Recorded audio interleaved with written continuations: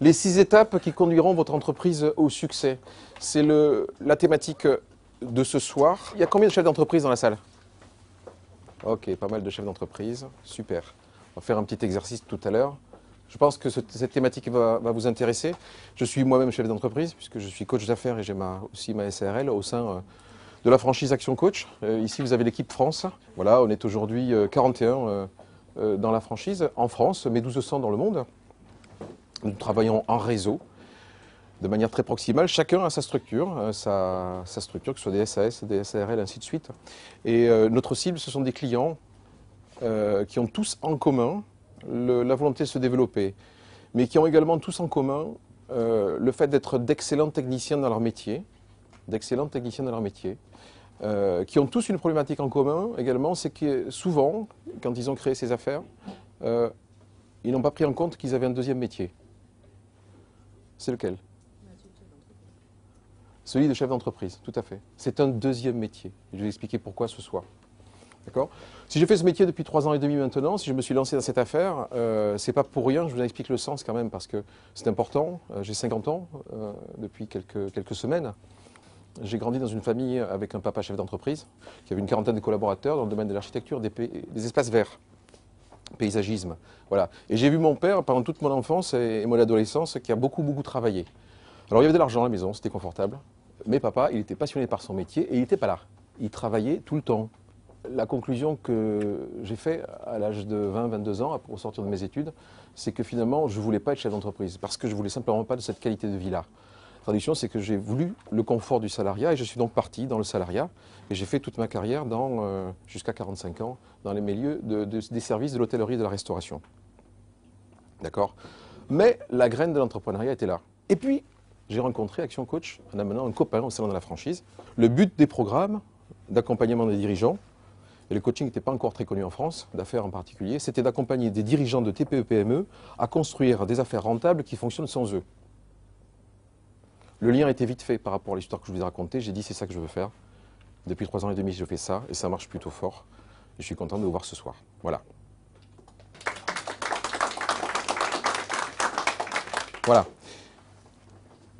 Donc je mets moi-même dans ma propre entreprise en place ce que je vais vous présenter ce soir. D'accord ? Je vais vous proposer de vous lever tout de suite. Je vais vous poser 2 questions simples.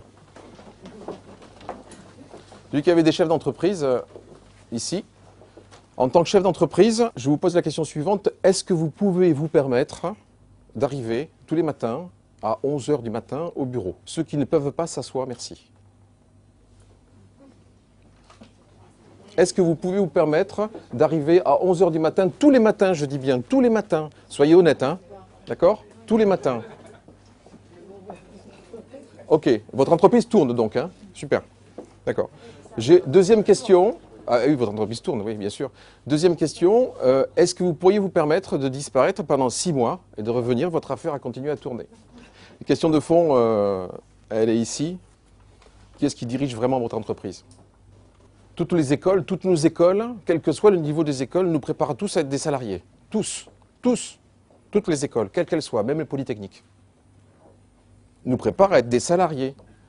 Et il se trouve que 87% des salariés en France veulent être indépendants. Et qu'est-ce qui se passe? Il y en a 7% qui font le plongeon et qui partent chez patron, super, j'ai une super idée, je connais bien mon métier, je crée ma boîte. Et c'est tout. Je crée ma boîte. Sur ces 7%, il n'y en a que 2% qui survivent. 2. Pourquoi, d'après vous? Ils avaient dans l'idée, je crée une activité, j'ai plus de patron, c'est génial, et puis je me faire mon petit salaire, tranquille. Voilà. Ils ont l'esprit de salarié, mais ils sont patrons. Donc du coup, ils n'ont plus les avantages du salariat, et ils n'ont pas non plus les avantages d'un patron et d'un vrai patron. On va voir ce que c'est. D'accord? L'échelle d'entrepreneuriat, un employé, en gros, le système de pensée, on parlait de pensée tout à l'heure, il est sur l'idée de gagner de l'argent. Ok, gagner ma vie en travaillant. Je travaille, je fournis du travail, j'ai de l'argent en contrepartie. D'accord? Deuxième niveau, j'en ai marre du salariat, je veux me mettre en indépendance et je me mets à mon compte. Là, l'idée de fond, quand on interviewe les personnes qui sont à leur compte, entre guillemets, c'est je vais gagner mon argent de manière indépendante. Quand je veux passer à l'étape supérieure et que je deviens manager, j'ai décidé d'embaucher et d'utiliser la force des autres. Donc, des actifs et des personnes pour gagner de l'argent. Ça donne des résultats qui sont souvent moyens, mais qui donnent des résultats. On peut rester à cette étape de pensée dans la vie d'entrepreneur. Il y a une étape supérieure. C'est ce qu'on appelle l'entrepreneur. C'est le but des programmes d'accompagnement, c'est d'accompagner jusque-là. D'accord ? L'entrepreneur, il pense comment ? C'est faire fructifier mes bénéfices.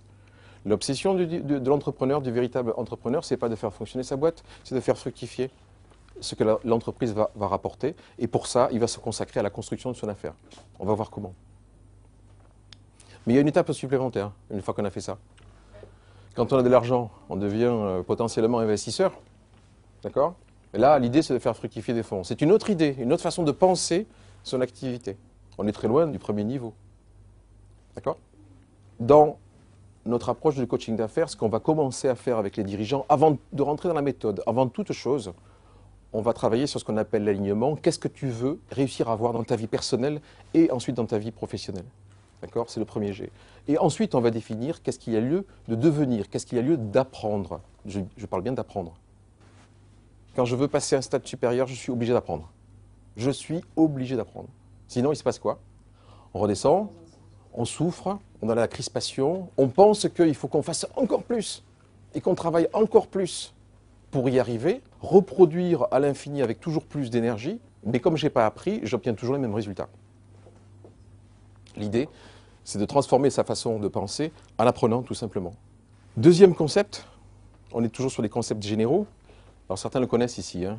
Certains le rabâchent et le rabâchent en permanence. D'accord? On est sur les modes de pensée.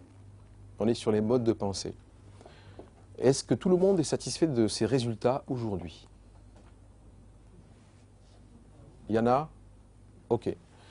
Merci. Pour ceux qui ne sont pas satisfaits, quelles en sont les raisons? Est-ce qu'il y en a certains qui veulent se jeter à l'eau et donner des raisons? Pourquoi vos résultats ne sont pas à la hauteur de ce que vous pourriez espérer? On ne travaille pas assez? D'accord. Pas assez d'énergie, c'est ça? Pas assez de temps. D'accord. Pas assez de temps? D'accord. D'autres raisons? C'est la crise. Waouh. La crise, oui. Il y a deux façons de se positionner dans la vie. Mais par rapport à la position de chef d'entreprise, qui est une position à risque, soit je me mets, j'y arrive pas, et je me mets dans la position de c'est la responsabilité des autres, la faute des autres, c'est la crise, c'est les fournisseurs, c'est les collaborateurs, c'est les associés, enfin, des raisons, il y en a plein. On a tous plus ou moins la capacité à passer dessous ou dessus. Une des clés, en tous les cas, sur lesquelles nous travaillons avec le dirigeant, c'est de faire en sorte qu'il soit systématiquement, toujours, et qu'il ait ce réflexe-là, repositionné au-dessus de la ligne, toujours. Vous êtes venu pourquoi ce soir? Pourquoi vous êtes ici ce soir? Pour réapprendre des bases. Pour réapprendre des bases? Ok. Pour quelle raison? Développer la société. Pour développer la société. Quel intérêt de développer la société? L'envie d'avancer. L'envie d'avancer vers quoi? Vers le succès? C'est quoi le succès? Gagner plus d'argent. Gagner plus d'argent, pourquoi faire? On dépense Pour améliorer ta vie, oui, c'est ça que j'attendais. Pour améliorer ta vie, bravo. D'accord. Le moteur, on est dans le pourquoi là. C'est la proposition que je vous fais. Vous pouvez ne pas être d'accord. Vous pouvez ne pas être d'accord. À quel moment, quel est d'abord le niveau de vie, la qualité de vie que vous souhaitez avoir? Si je pose la question ici, à bulletin secret, je vais avoir autant de réponses qu'il y a de personnes. Des réponses très floues, des réponses plus précises. A priori, cette réponse doit convenir à tout le monde. Ce qu'on cherche, le petit moteur intérieur qui fait que tous les matins, on se réveille, souvent à un moment donné de la vie, en mode automatique, et qu'on va travailler, rencontrer des clients, venir dans une soirée, essayer de progresser, rencontrer des gens, faire du networking, peu importe quoi. C'est parce qu'on est tous à la recherche d'une certaine qualité de vie. Nous aidons en tous les cas les dirigeants à faire ce travail au préalable avant de démarrer les programmes, de toute façon. Quelle est la qualité de vie que tu veux? Et à partir de là, on va définir quel est le niveau de résultat que tu dois pouvoir obtenir pour ça. Résultat qualitatif et quanti. Hein. Bien entendu, tout ça, ça dépend complètement de la qualité des actions qui va mener ou pas. Il y a plein de gens, j'en rencontre, qui sont en face de murs. Ils les voient arriver, mais ils ne prennent pas de décision en termes d'action. Ces actions sont complètement dépendantes de la qualité des décisions qu'on prend. On ne comprend pas d'ailleurs. Et là, le coach intervient pour, en l'occurrence dans le cadre du programme, pour leur faire prendre les décisions. Une fois qu'on a pesé le pour et le contre, et surtout qu'on a aligné la pertinence de la contribution de l'activité professionnelle par rapport à la qualité de vie qu'on veut. D'accord? Cette qualité de décision, elle dépend complètement de la qualité des questions qu'on pose et l'outil du coach, voilà, c'est l'équivalent de l'outil bien connu chez les agriculteurs, hein. Les agriculteurs, ils utilisent la charrue. Et l'équivalent de la charrue pour le coach, c'est la question. Le coach pose des questions. Pas ce soir, mais j'en pose quelques-unes. Mais principalement, le coach, par rapport au conseil, pose principalement des questions. Des questions qui peuvent déranger, bousculer, mais qui doivent permettre aux personnes de se mettre en situation de oui, je prends des décisions. D'accord? Cette qualité des questions, elle dépend complètement de la qualité des croyances qu'on a tous plus ou moins sur ses capacités à arriver ou pas. Et sur ses rêves. Il n'y a aucune raison que si les rêves ici sont petits, qu'ici la qualité de vie soit grande. Beaucoup de gens ne rêvent plus, j'en rencontre en tous les cas, ou rêvent de manière floue, ou s'ils rêvent, ils ont la croyance que de toute façon ils n'y arriveront jamais. Ce ne sont que des croyances. Cette qualité des croyances, bien sûr, elle est influencée par la qualité des connaissances qu'on a reçues à un moment donné et qu'on continue à recevoir ou à s'autoriser tous les jours. Et cette qualité des connaissances, elle est complètement liée à la qualité des gens qui nous ont rencontrés, des parents, des personnes qui nous ont influencés dans la vie, des professeurs qu'on a eus, des conseils, des coachs, enfin de toutes les personnes qui vont à un moment donné au cours de la vie amener une petite impulsion dans le domaine du savoir-être et du savoir tout court. Je vais vous proposer une définition simple ici, mais dont chaque mot a son importance et qui doivent constituer, selon moi, selon nous et par rapport à l'histoire que je vous ai racontée au début, le point de mire, l'obsession quasiment de tout chef d'entreprise qui veut se développer. Une entreprise, c'est une activité, d'accord? On vous propose ici qu'elle soit commerciale, elle a une dimension commerciale, toujours. Elle est systématiquement rentable, ça ne se discute même pas. Ça ne se discute même pas.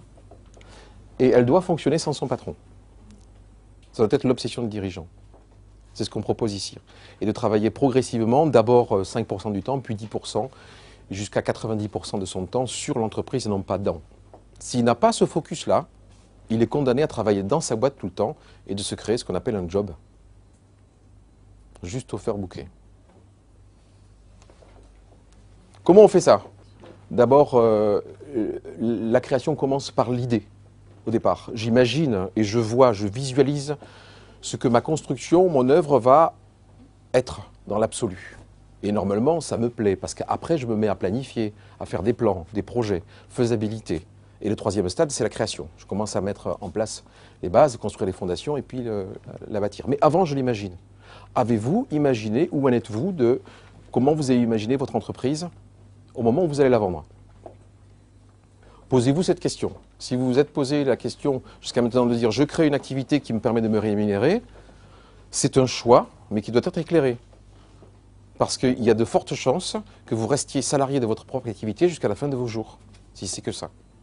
Ça ne viendra pas par miracle. On construit une entreprise comme on construit un bâtiment. Forme pyramidale, d'abord un socle, ce qu'on appelle la maîtrise, objectif. Chercher à éliminer tout ce qui peut être un peu chaotique dans l'entreprise en créant 4 piliers solides qui vont permettre à l'entreprise de se développer de manière durable. C'est la maîtrise. Deuxième niveau, on va en parler, on va les détailler rapidement, mais tout de même que vous soyez conscient de ça. On va travailler sur ce qu'on appelle la niche, le positionnement de l'entreprise, objectif sur cette partie-là, garantir la trésorerie de l'entreprise. Garantir et prévoir une trésorerie saine dans l'entreprise. Une fois qu'on a fait ça, on a fait quasiment l'essentiel. On va mettre en place ce qu'on appelle un effet de levier, des systèmes qui vont assurer l'efficacité de cet ensemble-là, de manière pérenne, et sans, on n'a pas encore les hommes là, on n'a pas encore l'équipe. Une fois que j'ai pensé à mes systèmes, on va mettre en place l'équipe au pilotage. Tout aura été pensé et travaillé avant. D'accord ? Et à partir de ce stade-là, quand on demande aux dirigeants et qu'on les challenge un petit peu sur ce qu'ils cherchent vraiment, une grande majorité d'entre eux, en termes de qualité de vie, il y a un mot qui revient, c'est le mot liberté. Ce que je veux, c'est ma liberté. Tant que je n'ai pas ça en tête, je suis esclave de mon entreprise et de mon activité. Si j'ai ça en tête, il y a de fortes chances que j'y arrive. Et bon, chez Action Coach, 1200 coachs dans le monde depuis 10-15 ans, on sait qu'il faut à peu près 7 ans, à partir du moment où on a l'idée, pour arriver à ça. En moyenne, sur les dizaines de milliers de dirigeants qui ont été accompagnés, on sait qu'au bout de 7 ans, ils arrivent à une liberté totale de faire ce qu'ils veulent. Revente, croissance externe, franchise, toute autre chose, ou revenu passif tout court. Je fais toute autre chose dans ma vie, je tire des revenus passifs de mon activité. Au stade de la maîtrise, j'ai construit une activité commerciale. Au stade de la niche, je suis rentable. Et au stade de l'effet de levier, elle fonctionne. Et sans vous, au stade de l'équipe. Vous avez toute la logique là. Vous avez tous construit des choses là-dedans. Vous avez des bouts un peu partout. Mais ces bouts ne sont pas forcément reliés les uns aux autres et ça crée de la souffrance et de l'incohérence souvent parce que tout n'a pas été vu comme ça, de manière logique et cohérente. Donc à partir de là, on va regarder au niveau de maîtrise, c'est ce qu'il y a de plus important. 4 étapes. L'idée, c'est de prendre le contrôle des ressources. Quelles sont les ressources dont dispose l'entreprise? Le capital, les finances, d'accord, l'argent. Deuxième ressource. Comment? Les compétences, c'est le métier, d'accord. Troisième ressource, importante, la plus rare qui existe. Qu'est-ce qui a été dit ici? Le temps. Le temps, c'est la ressource la plus rare qui puisse exister sur cette terre et qui est absolument pas renouvelable, contrairement à l'argent. D'accord? Le temps. Comment je mets le temps sous contrôle? Et la quatrième dimension qui est souvent oubliée, et c'est celle qui fait que les entreprises dont je parlais tout à l'heure n'évoluent plus ou stagnent. C'est la volonté de croissance avec derrière la maîtrise de la destination. Je sais exactement où je vais et où j'amène mon entreprise. Je sais exactement de quels moyens je dispose et comment je dois pouvoir financer mon projet. Je sais exactement comment j'organise mon temps parce qu'il n'y a que 24 heures dans la journée et que j'ai aussi d'autres rôles dans ma vie que celui d'être chef d'entreprise. Je détaille les 4. On n'est que sur la maîtrise. Sur la maîtrise de la destination, j'ai besoin d'une vision. Je sais exactement dans 5 ans où je serai et je le dessine et je l'écris.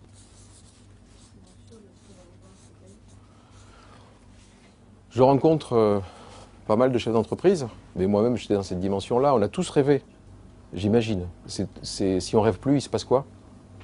On meurt, voilà, on le sait, hein. C'est scientifique.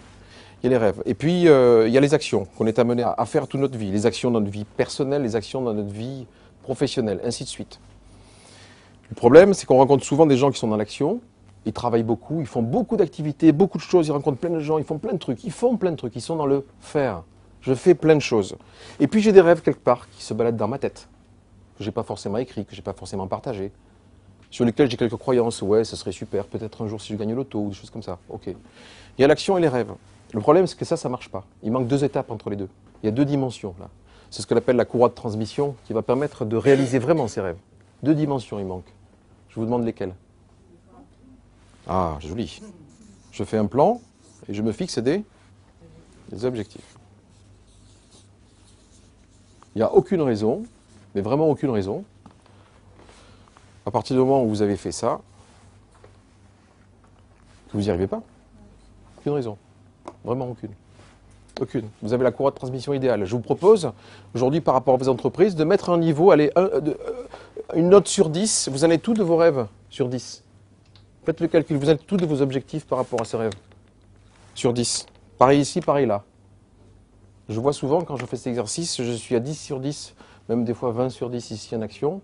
En rêve, 1 sur 10 ici, et puis là, rien. Il ne peut rien se passer. Si, du burn-out. Je m'épuise.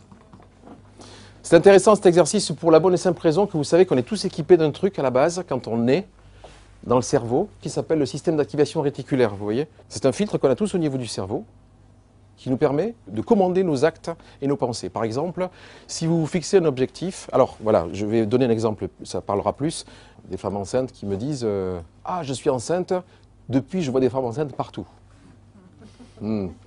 J'ai acheté une voiture ancienne, qu'est-ce qu'on m'avait dit? C'était une Renault 8 Gordini, un client qui me dit « J'ai acheté ça, j'en rêvais depuis que j'étais gamin. Voilà, depuis j'en vois partout. » Étonnant. C'est ce filtre qui fait que pendant que je vous parle, je n'entends pas du tout, maintenant je l'entends parce que j'en parle, la clim qui fonctionne à côté ou le chauffage, je ne sais pas ce que c'est. Mais je ne l'entendais pas jusqu'à maintenant. C'est un truc absolument incroyable qui fait que si vos objectifs sont clairement travaillés en fonction de vos rêves, il n'y a plus rien à faire, il faut laisser faire. Vous allez vous diriger de toute façon, imperturbablement, vers ces objectifs-là. Il suffit de le savoir. Après, on s'en sert, on ne s'en sert pas, mais c'est un GPS. Juste une petite étude qui a été menée par l'Institut Gallup, qui est un des plus gros instituts de sondage américains, qui a mené une étude pendant plusieurs années, une étude sur 13 000 entreprises, TPE, PME aux États-Unis. Ils ont posé tout un tas de questions. Il y a un enseignement qui est sorti en particulier, c'est que seulement 3% des entreprises, tous secteurs confondus, posent des objectifs et les partagent avec leurs collaborateurs, ou leurs associés, ou leurs fournisseurs, et ainsi de suite. Seulement 3%. Ce qui est absolument étonnant, c'est quand il y a une corrélation entre les résultats et la valeur ajoutée produite et le fait d'avoir pu partager ces objectifs. 98% de la richesse produite est produite par les 3% d'entreprises qui ont des objectifs clairs et partagés. Toutes les entreprises, 27% ont des objectifs juste verbaux, dans la tête du dirigeant, absolument pas partagés, et 70% n'ont ni plan ni objectif. Ni plan, ni objectif.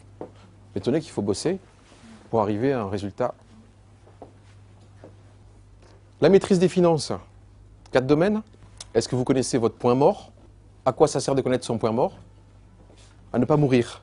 Waouh. Et à contrario, à vivre. Est-ce que vous avez le contrôle de vos marges? Est-ce que vous avez un système de suivi budgétaire? Un reporting? Un système qui vous permet de régulièrement regarder ces chiffres-là? Et quelques indicateurs clés qui vous permettent de dire oui, je suis sur la bonne route pour arriver au projet, à mon projet. Est-ce que vous avez ça? À minima, c'est ce qu'on va mettre en place dans l'entreprise. L'idée, c'est de pouvoir piloter. Le maître mot, c'est de dire on ne peut améliorer que ce qu'on mesure. On le fait là en termes de finances. Deuxième élément, maîtrise du temps. 3 dimensions clés, votre temps personnel. Vous avez tous des rôles divers. Vous êtes fils ou fille de quelqu'un, vous avez peut-être des enfants, vous avez des amis, vous êtes peut-être dans des milieux associatifs, sportifs ou toute autre chose. Quel temps vous consacrez à ça? Vous êtes en plus chef d'entreprise et puis commercial, et puis peut-être vous êtes ingénieur de votre propre projet, vous êtes aussi manager, vous êtes contribuable, vous avez plein de rôles. Où sont positionnés ces rôles-là dans votre agenda? Est-ce que vous l'avez fait? Est-ce que c'est planifié, oui ou non?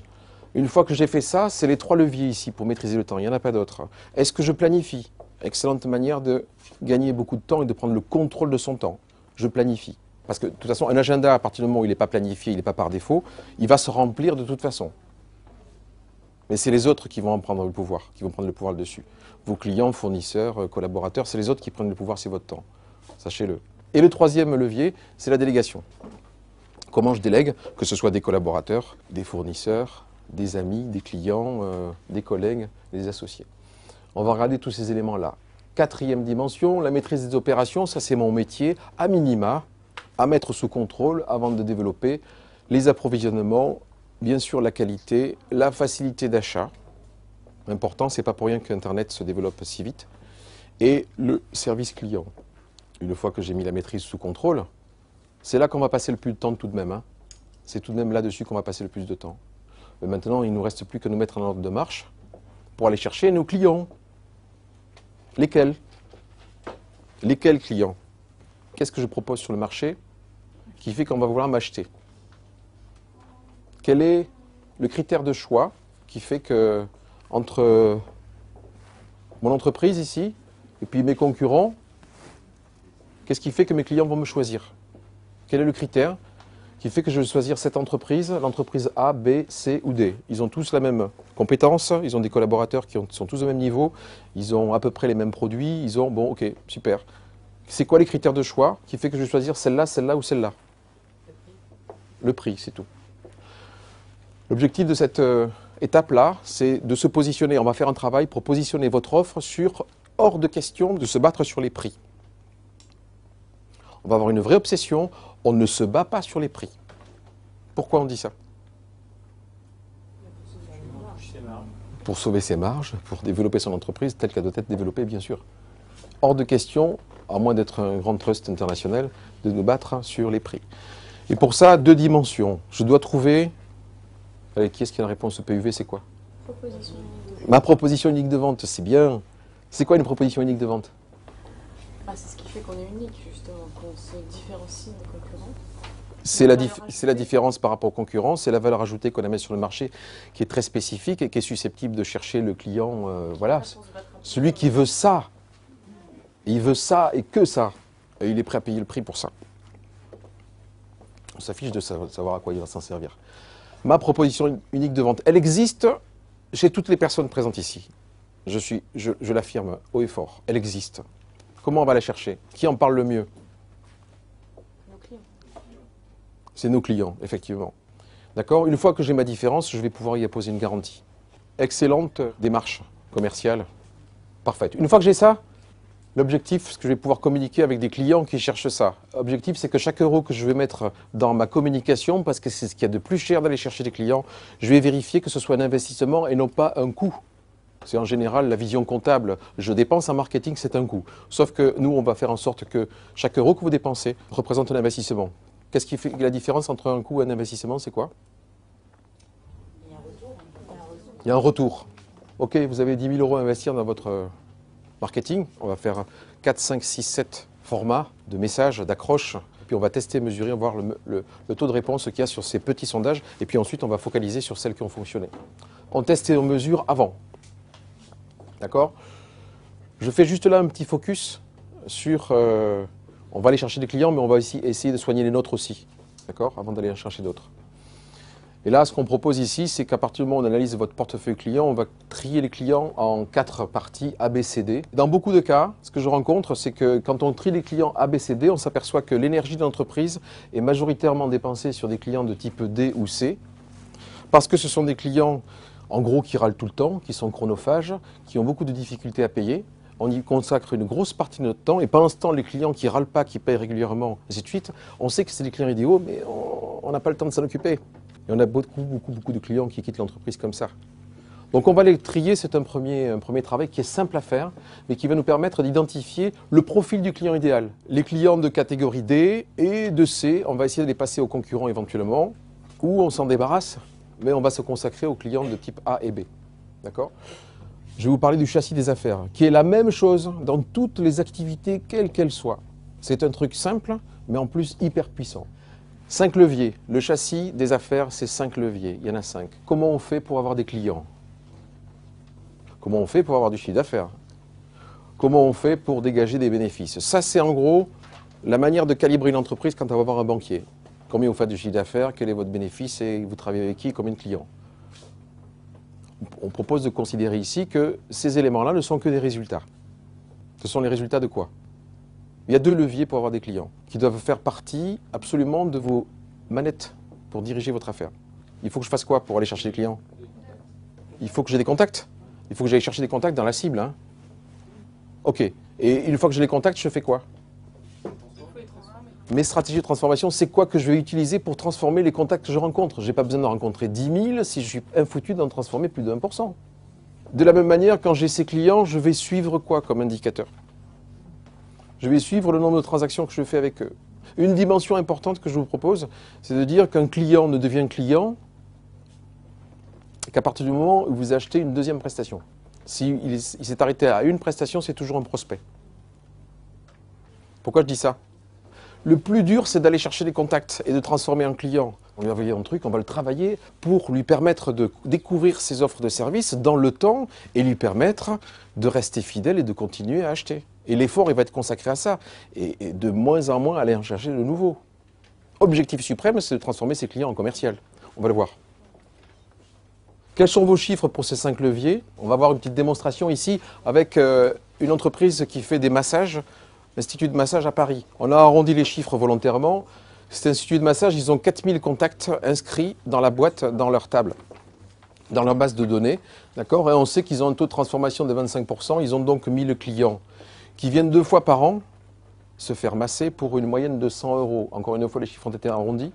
D'accord? Chiffre d'affaires 200 000 euros et 25% de marge, ce qui représente 50 000 euros de bénéfices. Jusque-là, tout va bien. Qu'est-ce que je fais? Je suis à la veille je suis en octobre, je dois préparer mon budget. Dans le meilleur des cas, beaucoup ne font pas de budget. Pour l'année prochaine, je fais comment avec ça? On vous propose ici de travailler que sur les leviers, de ne travailler que sur les leviers. Alors, on va vous proposer 73 stratégies qui sont testées et mesurées. Et on propose là, pour l'exercice, de dire on va augmenter chacun des leviers de 10%. Ce n'est pas la mer à boire, c'est très smart d'aller chercher 400 contacts de plus dans l'année. Sur mes 25%, j'ai 83 stratégies, je vais en choisir 2-3 qui vont me permettre d'avoir 27,5% de taux de transformation. Je l'améliore un petit peu, ce qui m'amène à 1210 clients. Idem, sur mon nombre de transactions, je vais passer à 2,2. Bon, l'action qui a été retenue, principale, qui a eu le plus de résultats, c'est de mettre des linéaires de produits à l'entrée, de telle manière à ce que les clients aient le coup de cœur et puissent faire des achats d'impulsion. C'est ça, cette stratégie-là, qui a fait 2,2. D'accord? Et on va faire monter la valeur moyenne de transaction à 110 Ce qui nous amène tout de même à un chiffre d'affaires de 292 000 euros en deuxième année. Et on fait pareil sur les marges, avec 67 stratégies, on arrive à 80 000 euros de résultats. Quel est le taux de progression là, sur le chiffre d'affaires et le résultat pour les deux? Ouais. 46 sur le chiffre d'affaires et 61% sur le... C'est le principe de l'effet de levier. L'effet de levier. Vous avez 5 manettes pour diriger votre business. Je vois beaucoup trop d'entreprises qui sont sur... Je vais chercher des clients, je transforme, je n'ai pas de stratégie de transformation. C'est difficile. Et j'agis sur mes marges. C'est tout. Je contrôle, je serre la vis, je serre les salaires, je serre les primes, je serre les machins, j'achète plus de trucs. Voilà. Et c'est tout ce qu'ils font en période de crise. Mais le problème, c'est que les autres, ils n'utilisent pas. Voilà. Du coup, c'est difficile et c'est dur. Là, 5 leviers, tout devient simple. Je vous propose d'imaginer. D'accord? On va juste s'amuser de doubler, juste pour le fun. Ça donne quoi? De 4 000, je passe à 8 800. Allez, 50%, 4 400. Hop, 4 220. Ouf, 3 800 000. Mon Dieu, 1 9 000 000. Mais après, il y a les croyances de chacun. Ah ouais, ça serait possible. Non, c'est pas possible de toute façon. L'échelle de la fidélité. Avec ces stratégies-là, ça doit nous permettre de faire monter le client progressivement dans l'échelle de la fidélité. Vous avez d'abord le suspect. C'est quoi un suspect? C'est potentiellement un futur client. Un suspect, c'est quelqu'un qui est suspecté effectivement d'avoir besoin vraiment de nos services et de nos produits. Suspecté, je les ai repérés quelque part, il va devenir un prospect si je fais bien mon boulot. Mais l'idée, c'est que je mette des stratégies en place et pour faire en sorte que ces suspects, je les transforme. Lesquels? D'accord? Mais du prospect, je vais essayer de le transformer en acheteur. Je dis acheteur, il va m'acheter un produit, un service. Parce que comme je disais tout à l'heure, l'idée, c'est que je vais mettre des stratégies pour qu'il m'achète une deuxième fois. Et là, il devient un client. Mais ça ne me suffit pas. Parce que si je me contente de ça et de faire des factures, il me manque quelque chose. Donc je vais travailler avec ce client pour le faire monter en catégorie A. Et je veux qu'il devienne membre. Les catégories A, ils deviennent membres de mon entreprise. Et quand il est membre, eh bien, je vais faire en sorte qu'il devienne de vrais avocats, qu'ils sachent me défendre en quelle occasion que ce soit. Mais ce n'est pas suffisant. L'idée, c'est qu'ils deviennent vraiment des inconditionnels. Voilà. Et qui parlent de moi en toute occasion. Chaque étape, on va les suivre. À chaque client, on va avoir une étape. À chaque niveau, on va avoir une stratégie à mettre en œuvre. C'est un vrai travail passionnant. Ça demande un petit travail de fourmi au départ. Mais le retour sur investissement est absolument énormissime quand on s'y colle, quand on s'y attaque. Quand vous avez le client une fois, qu'ils ont acheté 2 fois, vous avez fait le plus gros du travail. Une fois que j'ai fait ce qu'il fallait sur la niche, ben là, ça va plus vite. Hein. Effet de levier, je mets en place pour verrouiller mon système qui fonctionne.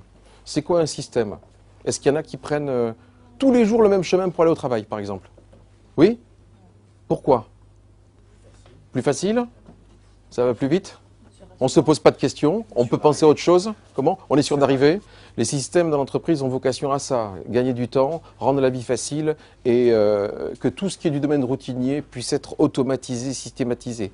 On va passer tout ça en revue partout. Objectif de l'effet de levier, être toujours plus productif en dépensant le moins possible.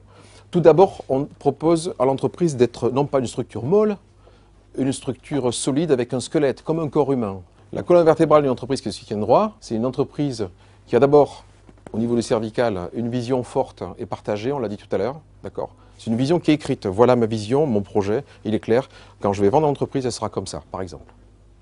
Deuxième élément, ma mission. C'est quoi la haute idée que je me fais de mon métier? C'est écrit, je le partage avec mes collaborateurs, mes nouvelles recrues, mes fournisseurs, mes clients. C'est l'idée que je me fais de mon métier. Troisième élément, mes valeurs. Les valeurs sur lesquelles je ne transigerai jamais et qui donnent cette couleur, ce goût à ma prestation. Cette différence même. C'est là-dedans que va prendre racine la PUV. Mais également, c'est là-dedans que va prendre racine, c'est l'ADN de l'entreprise, c'est là-dedans que va prendre racine l'équipe même. Si les valeurs ne sont pas posées, mais il se trouve qu'il y en a quand même. C'est des valeurs tacites qui sont mises en place par des gens, des leaders qui sont là, plus ou moins, qui sont simplement employés, qui vont mettre leurs propres règles. Et dans une équipe où chacun met ses règles, en gros, c'est le chaos. Donc l'idée, c'est de mettre en place des valeurs et des règles du jeu. Troisième et quatrième élément, des objectifs pour tout le monde, clairs, des objectifs pour l'entreprise et pour les équipes, un organigramme bien sûr. Au début, dans l'organigramme, j'ai mon nom partout et puis je commence à mettre de nouveaux noms dedans. Dans chaque case de l'organigramme, il y a des responsabilités, je dis bien, attachées avec des actions et des tâches. C'est un travail de fourmi, c'est vrai, mais une fois que c'est fait, quel plaisir. Et quand c'est pas fait à contrario, pardon, quel bordel. toute la problématique des entreprises avec les hommes qu'ils intègrent vient du fait que les systèmes qui ne sont pas incomplets ou pas en place. C'est ce qui démotive les gens à la base. C'est même pas la faute du patron à la base. Puis c'est sa faute dans le fait qu'il n'a pas posé ça au départ. Des indicateurs pour tout le monde, des modes opératoires bien sûr, et puis des jalons dans le temps parce que j'ai un projet à 5 ans peut-être. Et puis l'idée c'est d'avoir le rétro-planning à 3 ans, 1 an et puis 90 jours. C'est ce qu'on préconise. D'accord ? Une fois que j'ai fait ça, les 4 domaines qui structurent mon entreprise sont bien en place. Les systèmes et technologies, objectifs documentés, automatisés au maximum. Les opérations, ben, l'objectif c'est de délivrer ma presta du premier coup sans avoir besoin d'y revenir. Comment je maîtrise la qualité. Le personnel et la formation, comment je recrute. Une erreur de recrutement, ça coûte cher à l'entreprise. D'accord ? Je dois traiter les collaborateurs comme il se doit. Je dois les assurer un plan d'intégration, un suivi, ainsi de suite. Je dois les former et les aider à être performants. Ça, c'est le rôle du patron. Le premier rôle du patron, c'est avant tout de s'occuper de ses collaborateurs. Les collaborateurs devant s'occuper des clients. On va le voir après. Et les tests et finances, bien sûr, on améliore que ce qu'on mesure. Une fois que j'ai ces 4 domaines sous contrôle, il manque quoi à ce stade-là? Maintenant que j'ai mis les systèmes, que je sais comment je suis positionné, que je sais comment l'équipe, bien sûr, l'équipe, voilà. C'est ça qui va me permettre de structurer pour la croissance. Bien sûr que vous connaissez que des entreprises où tous les collaborateurs sont comme ça. Je vous promets que c'est toujours vrai ça, le premier jour, où la personne est embauchée, toujours. Le premier jour. Le patron aussi est comme ça d'ailleurs. Le premier jour. Qu'est-ce qui fait que, quelques temps après, c'est plus le cas? On s'aperçoit quand on creuse que c'est toujours un problème de système. Il y a une faille dans le système et l'organisation de l'entreprise qui fait que les personnes ne s'y retrouvent pas effectivement. Elles ont rêvé à plein de trucs, et ce qu'elles vivent, c'est très différent, tout simplement. Nous vous embauchez, hein, c'est toujours comme ça que ça se passe. Hein. Soit je suis motivé et compétent, mon collaborateur, quand il rentre, soit il est motivé, pas encore compétent, et je m'engage à le former, à l'accompagner. Toujours vrai. Et je suis vachement content. Toujours, ils sont toujours contents. Voilà. Qu'est-ce qui fait que quelques temps après, 1 semaine, 10 mois, 3 ans, je me retrouve là et toujours compétent? Si je ne fais rien, moi, en tant que dirigeant, systématiquement, c'est un cycle de vie reconnu, moult fois constaté, on tombe là-dedans. Il n'y a rien de pire qu'une entreprise où il y a des collaborateurs, ne serait-ce qu'un, qui est dans la case toute rouge, là. Qu'est-ce que je fais? On propose ici de dire la chose suivante. Le patron, il s'occupe de quoi? Les collaborateurs, l'entreprise elle-même, les clients. Dans l'entreprise, il y a tout, il y a les fournisseurs, il y a tout ça. Il y a les produits, les services, ainsi de suite. Il doit s'occuper de quoi en priorité? Peut-être qu'il s'occupe aussi de la qualité de vie de ses collaborateurs, puisqu'il a fait tout ça pour sa qualité de vie. Ah, on est d'accord. Ce qu'on propose ici de dire, de constater, c'est que le patron, au même titre qu'un chef d'orchestre, à l'instar d'un chef d'orchestre, d'accord? On dit que sa seule mission avant tout, si je décide d'avoir des collaborateurs, c'est de m'occuper de mes collaborateurs, d'abord. Le patron s'occupe des collaborateurs, les collaborateurs s'occupent des clients.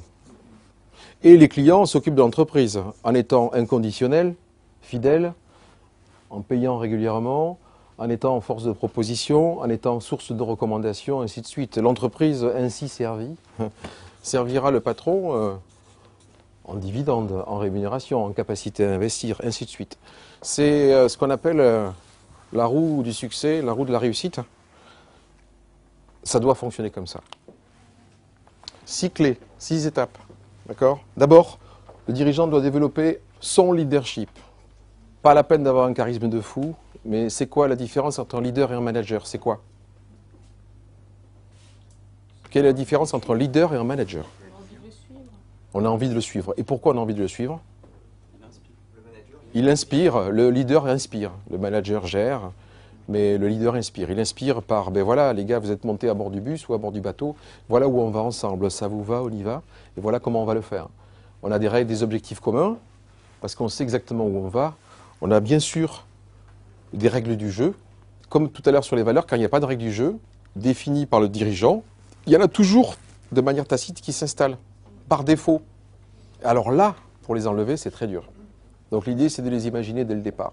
Bien entendu, un plan d'action, ensuite, le soutien à la prise de risque. Pourquoi on dit ça? Le soutien à la prise de risque pour ses collaborateurs? Pour valoriser les initiatives. Pour encourager les prises d'initiative. Ça, c'est le seul boulot de dirigeant dans l'absolu, de vérifier qu'il y ait tout ça. Avoir une vision, des objectifs communs, des règles du jeu, un plan d'action, soutien à la prise de risque, et que 100% de mes équipes soient dans le projet, soient impliquées dans le business. Pourquoi on dit 100%? J'ai dit collaborateur, il y en a un qui joue pas le jeu, qui est un peu à l'écart, qui est faiblard, il se passe quoi? Comment? C'est contagieux. C'est pourri. La crédibilité du dirigeant est complètement entamée. Il y a plein de choses qui se passent.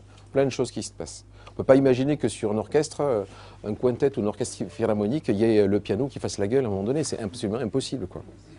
C'est même pas imaginable. Sauf que dans le milieu des orchestres philharmoniques, c'est un milieu hyper syndiqué, ce sont aussi des salariés, c'est très très dur.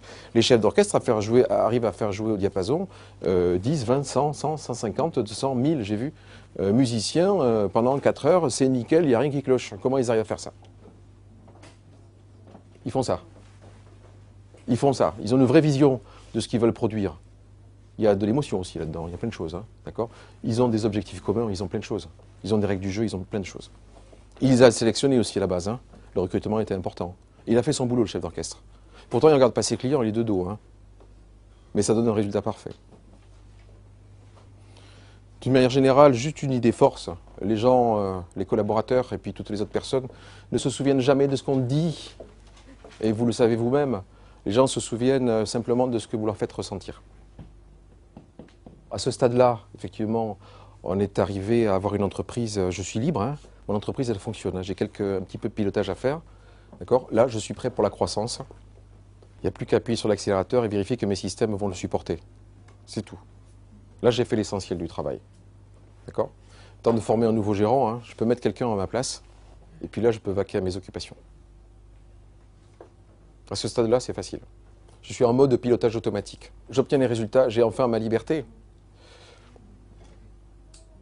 7 ans à peu près en moyenne. 7 ans en moyenne.